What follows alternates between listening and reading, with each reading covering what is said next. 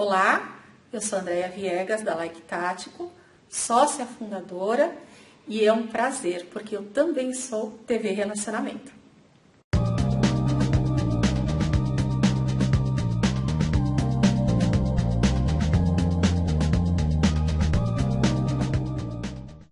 Olá, internautas, iniciamos mais um programa Gestão Executiva. E hoje estou muito feliz porque estou revendo um amigo de longa data e um grande profissional chamado Miguel Moura. Miguel, mais uma vez, muito obrigado pela tua presença aqui. Eu que agradeço, meu amigo. E você, como é que está? Graças a Deus também, tudo ótimo. Um prazer imenso estar aqui de novo na TV Relacionamento, né? Parte executiva de vocês, né? Excelente eu poder passar um pouco, apresentar um pouco do meu conhecimento que eu tenho na área dessa gestão enorme, que ajuda a muitas empresas. E o final disso tudo é trazer, dentro de uma estratégia de um negócio, melhor redução, melhor custo para a companhia e ter os colaboradores contentes, satisfeitos onde trabalham. Entendeu? Tentar dar um briefing de modo geral, assim, sem entrar muito em detalhes, mas mostrando um pouco aí do segmento que é bom para todo mundo. Ok. Miguel, conta um pouquinho onde você nasceu, um pouquinho da sua trajetória profissional, e eu tenho uma grande curiosidade em que você explique lá a mudança do perfil do consumidor, né? Desde o 1.0 até agora com o 4.0, tá? Deixo à sua disposição. Claro, muito obrigado. Boa pergunta, Kendi. Eu vim aí, assim, dentro da área de compras, né? Eu já trabalho há mais de 15 anos voltado nesse segmento, né? Sempre levantando o quê? Né? Sempre a parte de gestão, levantando as demandas, levantando os processos, né? Porque todo o processo, como você falou, da gestão 1.0 até que o pessoal fala, pô, a gestão 4.0, né? dentro das empresas, né? Como está a maturidade das empresas, quais são os processos, como ela está montada em cada segmento. Não é? Então, a área de supply chain é um segmento que você vai desde a sua produção até o produto dentro da sua casa. Não é? Como que está atrelado todo esse processo? Né? Então, levantar cada processo, não só de produtos, mas também de serviços. Quando você compra uma TV a cabo, uma internet, o teu celular, você tem um serviço, a prestadora tem um serviço. Entender toda essa cadeia é o que o comprador tem que fazer, o que o gestor dela tem que fazer, tem que trazer uma melhor redução de custo para a companhia para que tenha um melhor resultado. E você consegue fazer isso em cima de ferramentas de trabalho, um bom RP, uma boa base de informação, né? Falando de produtos ou serviços, né? Que você pode, porque o serviço é toda a parte intangível.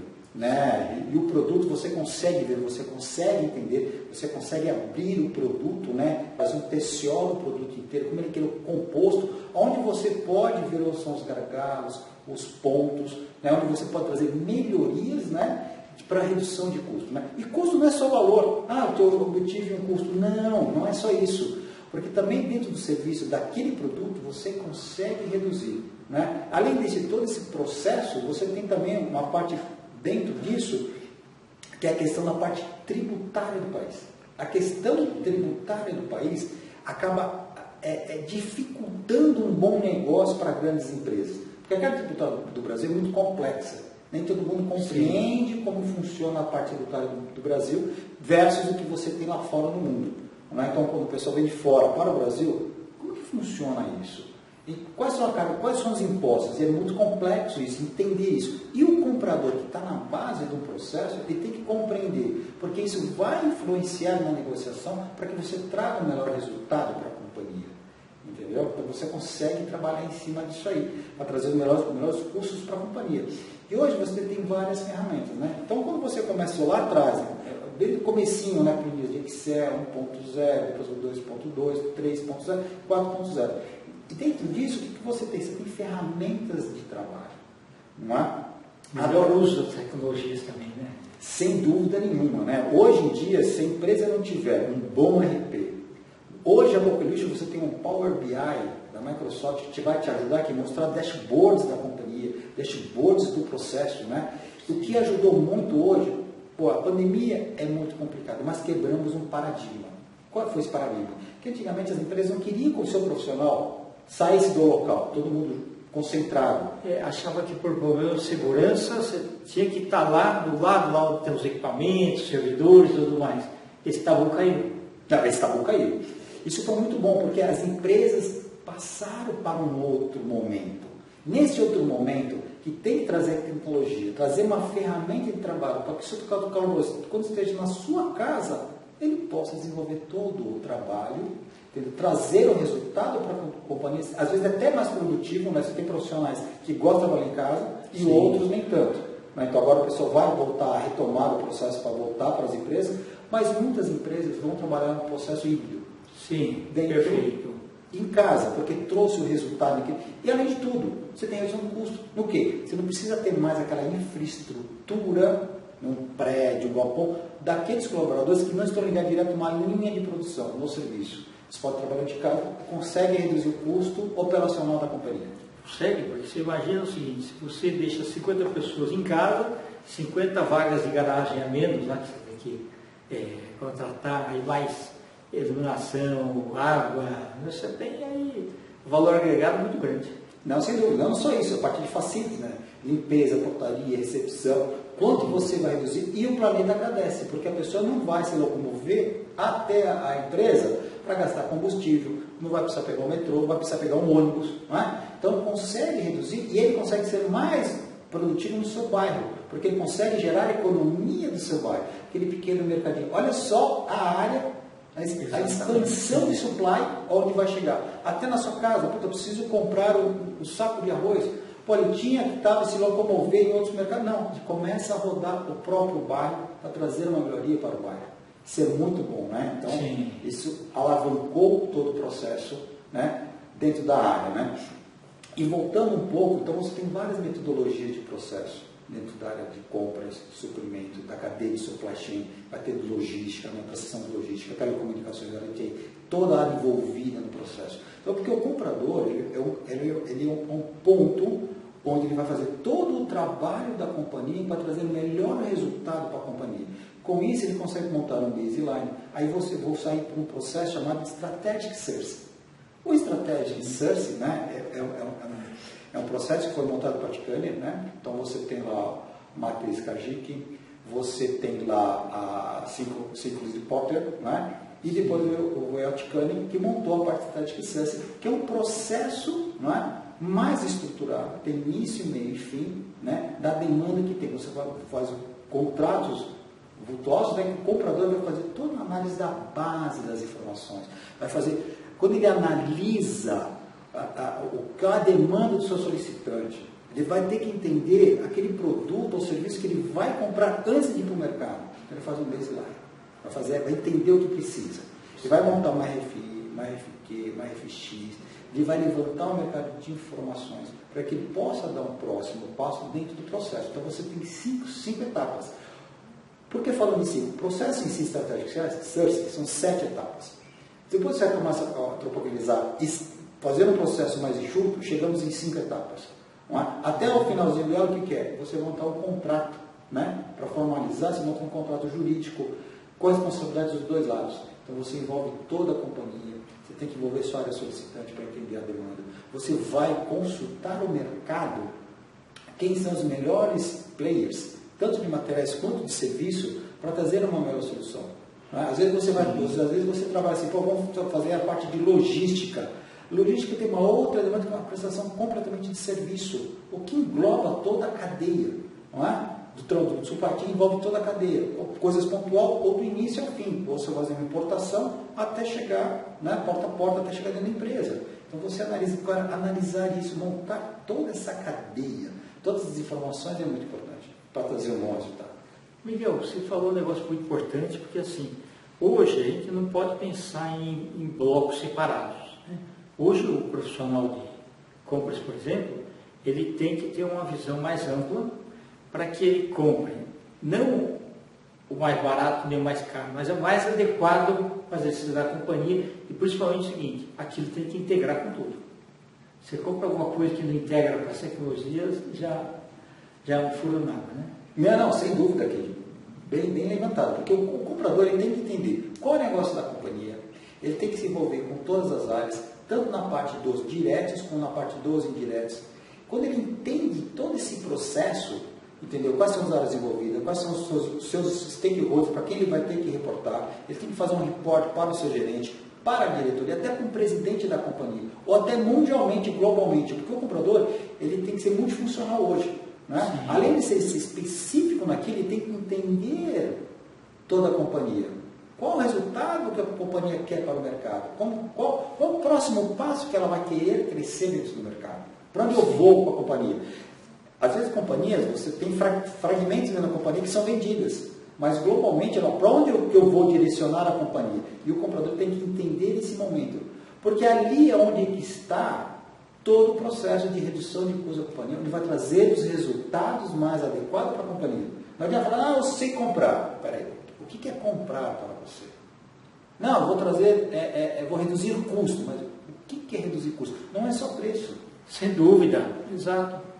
Não é só o preço. Se você tiver melhoria de imagem da companhia, já é valor agregado.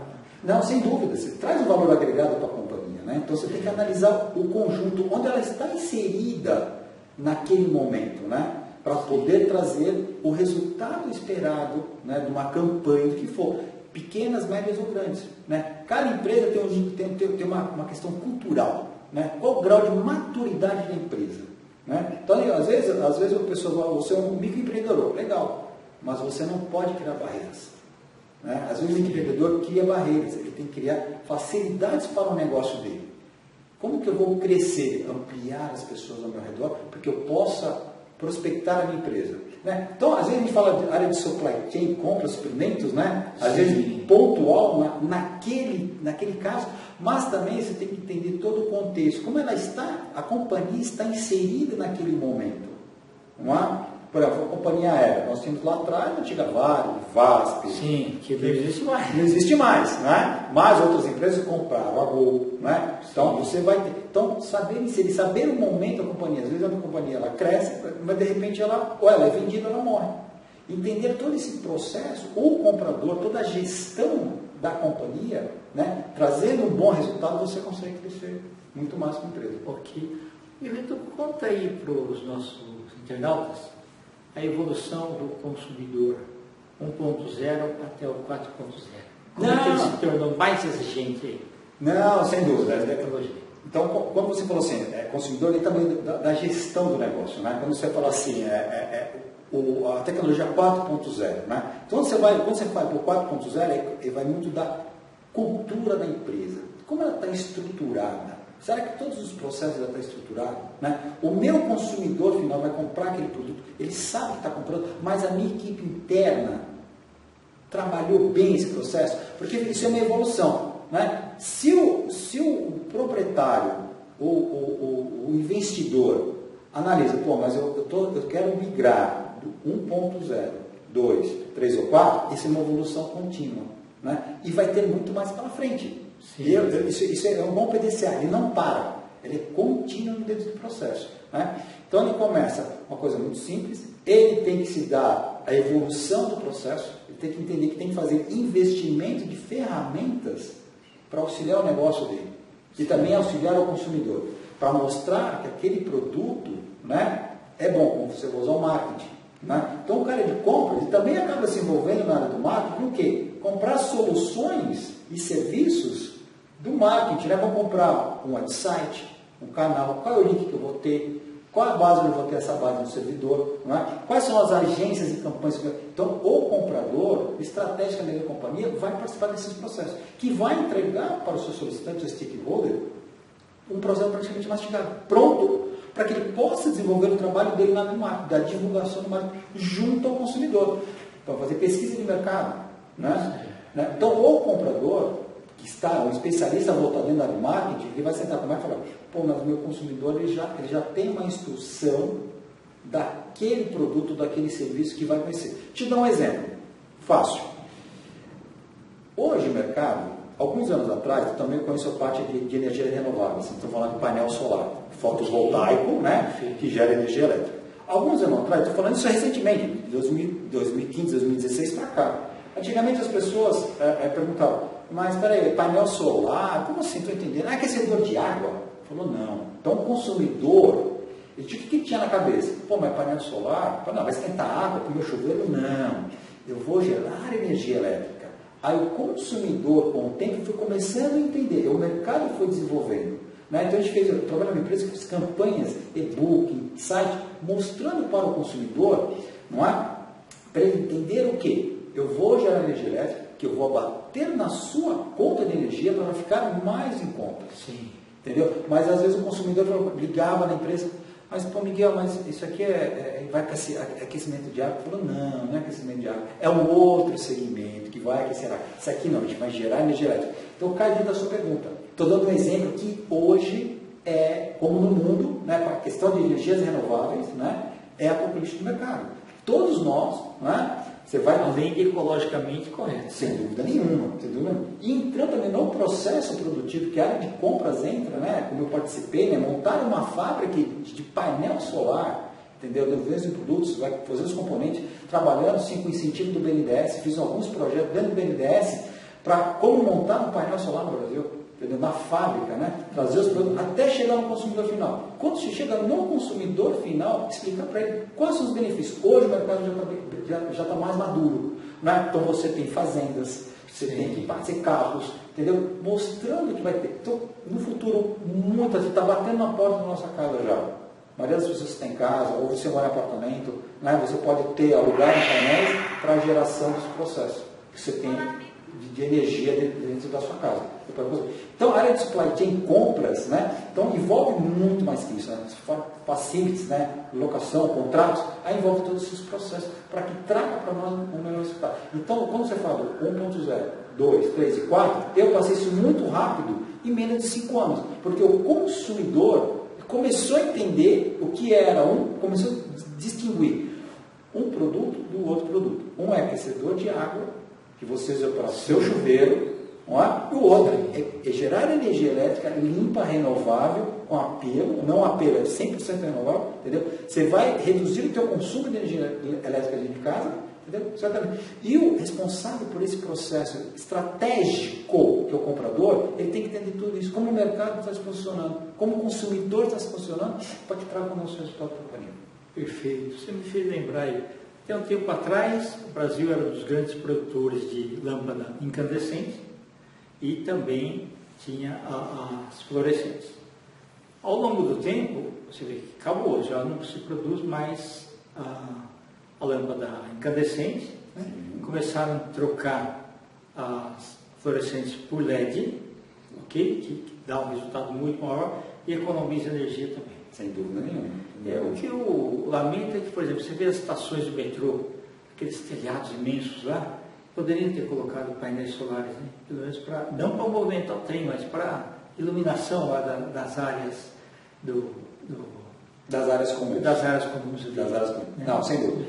Com certeza, no futuro muito breve, o metrô vai começar com parte de investimento, sem dúvida nenhuma, né? Porque isso traz uma redução de custo, né? Aí depende muito do governo do estado, que está atrelado ao governo do estado, mas com certeza, eles vão começar a investir, entendeu? Os ministérios vão começar a investir lá em Brasília, que eu já vi que o ministério já tem esses equipamentos no telhado, só que não adianta você, o painel você tem que ter uma área maior para que gere o volume de energia necessário. Então, dentro da matriz energética do Brasil, não é? Você tem a hídrica, você tem a eólica e renováveis com fotovoltaica, que já está tendo um crescimento muito rápido. Não é? Então, no futuro muito próximo, nós vamos ter sim uma matriz energética voltada com o painel solar combinado com a eólica e a hídrica para dar um resultado melhor para o Brasil. Então, a gente vai começar daqui a alguns anos, não agora. Não é? Não vai ter mais problema de relacionamento de água, não vai ter questão de blackout. Não é? Então, você começa a mudar um pouquinho. Não é?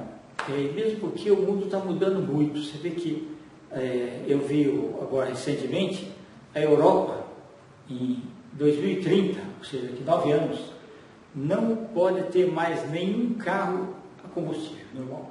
Vai ser, pelo menos assim, elétrico ou no mínimo hidrogênio, mas não vai mais usar as fontes de petróleo ou, no caso, álcool. Não, sem dúvida. Sem dúvida nenhuma. Então, o Brasil, você já tem alguns fabricantes, grupos chineses, você tem a Renault, a Volkswagen. A Volkswagen já fez alguns trabalhos, né, principalmente na parte de caminhões, voltado junto com a Ambev. Alguma frota da Ambev já está trabalhando com equipamentos elétricos, né, caminhões elétricos, para reduzir o consumo do diesel. Né? Então, você tem frotas já hoje da empresa chinesa que já está em Campinas, né, que você já tem alguns municípios que a frota já de ônibus para a população já é elétrico, entendeu? Então já estão mudando a matriz. Só que isso é um processo contínuo, que não tem volta mais. Isso. E também os ônibus urbanos também, Isso. né? Trocar por ônibus elétrico. Não, essa é a tendência. Essa é a tendência, não volta mais. E toda a área de supply chain dentro desse processo é muito importante, não é? Entender como o que está nessa evolução e revolução tecnológica. Então, o comprador ele tem que entender que ele está mudando de um foco indo para o outro. Então, ele tem que ser estratégico, ele tem que entender de idiomas. Porque no Brasil primordial a questão tributária, é muito complexo o Brasil entender, né? Muito complexo, tem São Paulo, Manaus, enfim, entender essa questão, entender essas ferramentas de trabalho que ajudam ele a desenvolver o trabalho dentro da companhia dele. Né? Você tem vários tipos de processos que ajudam o comprador, desde que a empresa tenha uma maturidade para que isso seja aplicado. Não adianta nada a empresa,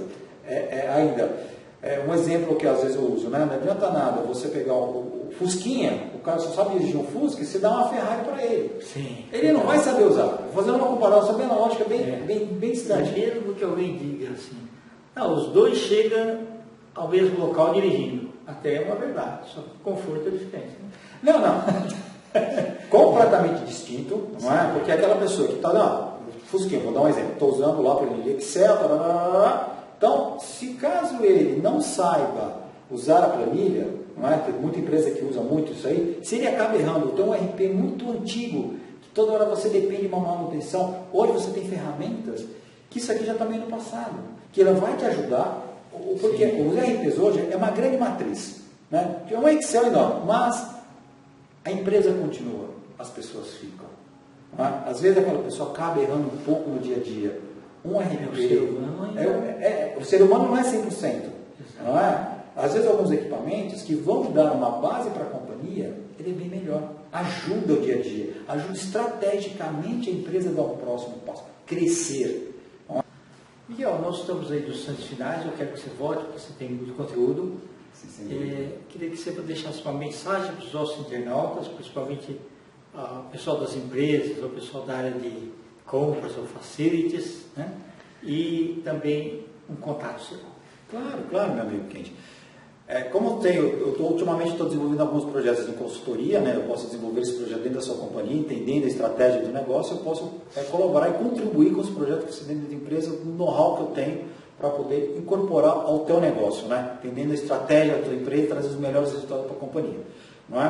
Então vou deixar um contato meu, eu uso muito o LinkedIn, lá no LinkedIn meu nome é Miguel Mondior, né? Vou deixar meu telefone, que é o DDD 11, o número é 9, depois 9522-5662. Se alguém quiser entrar em contato comigo, que eu posso prestar uma consultoria dentro da sua companhia e para trazer os melhores resultados para você. Muito obrigado, meu amigo, pela essa nossa Obrigado mais uma vez. Obrigado. Sempre bom revê-lo. Igualmente, meu amigo. Internautas, com os agradecimentos, então, a esse grande profissional, Miguel Monor, nós finalizamos mais uma Gestão Executiva. Um grande abraço e até a próxima.